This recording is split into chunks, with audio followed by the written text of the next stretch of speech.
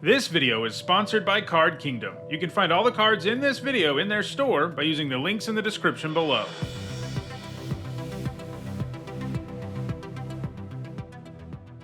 Hi everyone, I'm Neetsahone, and it's time for another MTG Top 10, the series where I usually rank cards based on their historical performance at Magic's highest level of competition.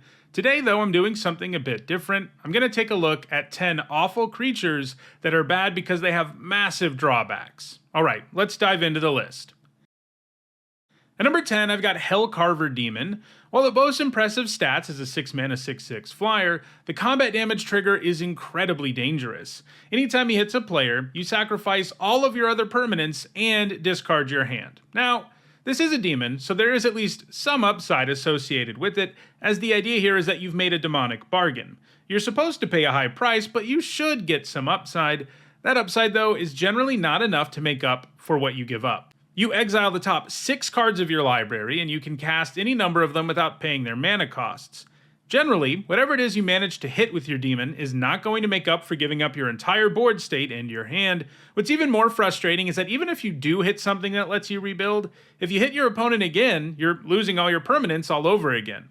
Still, at least this card has some upside mixed in with the downside, because you do get some cards out of the deal. That isn't really something that can be said for any of the remaining cards on the list. Carver Demon has actually started to see play in Commander of late, in Beamtown Bullies decks, which look to give your opponent creatures from your graveyard with big downsides, and obviously making your opponent attack with Carver Demon is a good way to make them lose the game. Still, I think if a card with a massive downside is only good when you give it to your opponent, it's pretty much proving my point.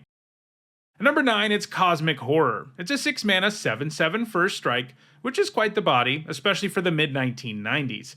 But the downside here is just too much to overcome. Every upkeep you have to pay 3 generic and 3 black, otherwise you lose Cosmic Horror, and it turns around and punches you in the face for 7 damage. In other words, if you want to keep the horror around, you're going to need to completely give up on adding anything else to the board or casting any other spells. So, while the cost initially seems good, you have to pay a total of 12 mana before this ever attacks, so it isn't very efficient in the end. It can be especially painful if your opponent makes you pay for this and then kills it at instant speed, in which case you basically just got time walked. I know someone in the comments is going to say, but what about Aeon Hub? And you're right, that card, which lets you skip upkeeps, negates the downside on this, and lots of other cards on this list, but that's a massive hoop to jump through. You have to play a 5-mana artifact and effectively play a card that does stone nothing all on its own. So you would still end up down a card if you tried to save yourself from this downside by using the hub.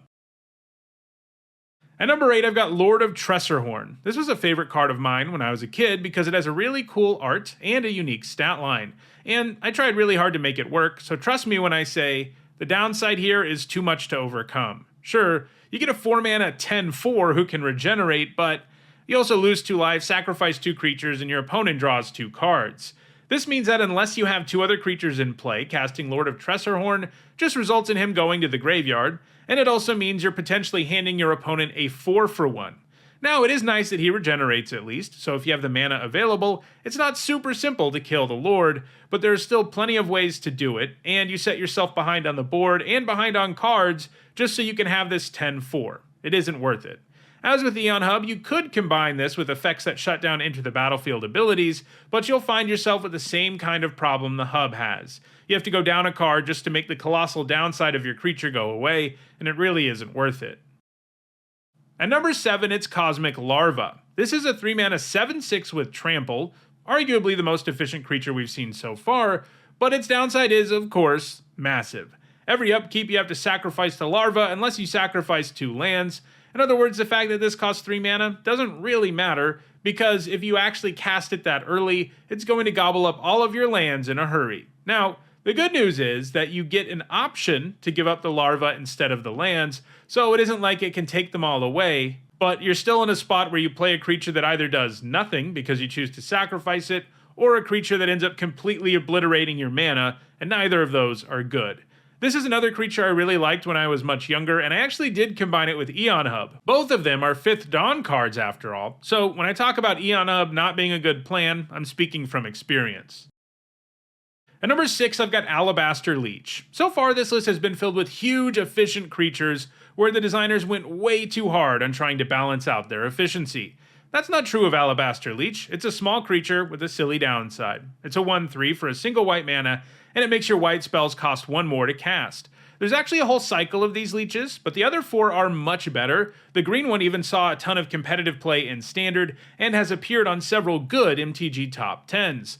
Alabaster Leech, not so much. First, the payoff for adding this horrendous tax to your cards is that you get a 1/3 for 1 white mana. Sure, that was more efficient in the early 2000s, but it wasn't so efficient that it was worth doing. I mean, just play Brassman.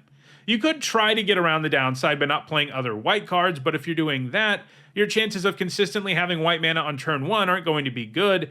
As with all the cards in this list, casting this card drastically increases your chances of losing. Anytime I talk about Alabaster Leech, I feel obligated to talk about Staunch Shieldmate, a vanilla 1 mana 1/3 that still isn't a very good card. At number 5, it's Leviathan. This is the 3rd card on the list that I loved in my early days of playing Magic.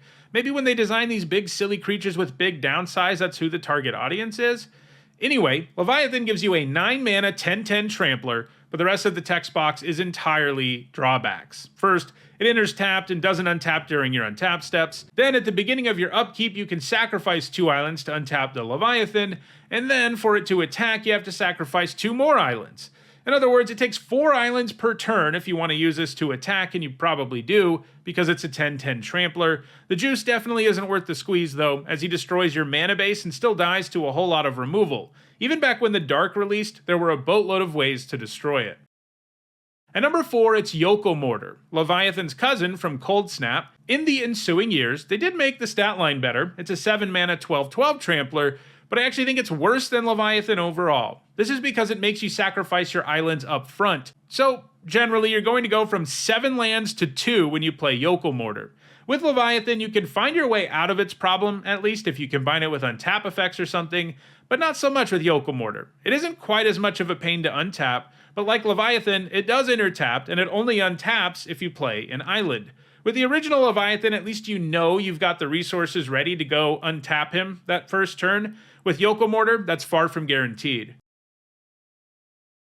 At number 3, it's Eater of Days. A 4 mana 9/8 with flying and trample is absurd, so absurd that it really needs a downside. But when they came up with one for the Eater, they went way too hard, because it literally time walks you twice. Really guys, just time walking you a single time wouldn't have been enough?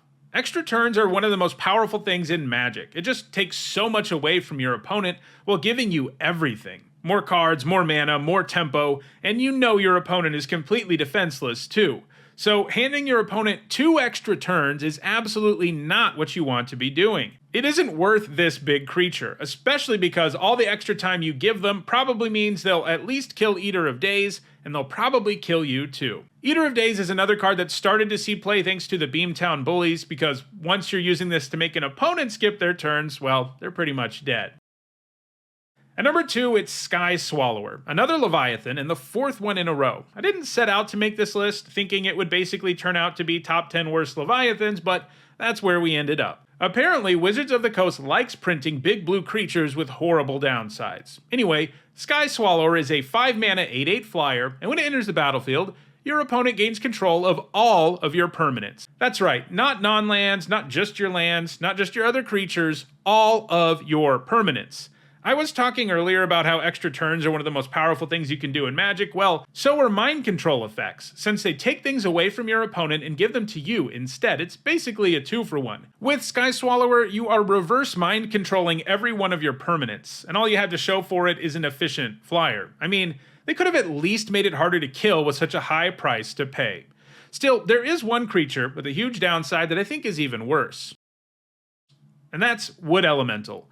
For 4 mana, Wood Elemental is a star, and when it enters the battlefield, you sacrifice any number of untapped forests, and the elemental's power and toughness are each equal to the number of forests sacrificed that way. Because the elemental costs 4 itself, which means those lands will be tapped, it is never an efficient creature, and it's one that destroys your mana base. If you have 5 forests in play, this ends up being a 4 mana 1/1 that you sacrificed a forest for. If you have 8 forests, you have a 4 mana 4/4 that made you sacrifice 4 untapped forests. And sure, there are incentives for sacrificing lands, but there's so many other cards that you can do that with in green, that aren't incredibly narrow and underpowered, so there's no reason to play Wood Elemental.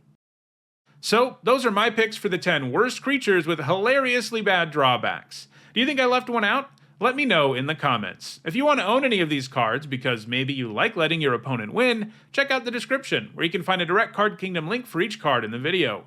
If you want to make sure you catch videos going forward, don't forget to subscribe and turn on notifications. If you want to catch up on the almost 700 other MTG Top 10s, including many more that look at the worst cards in the game, you should see a playlist on your screen shortly. Thanks for watching.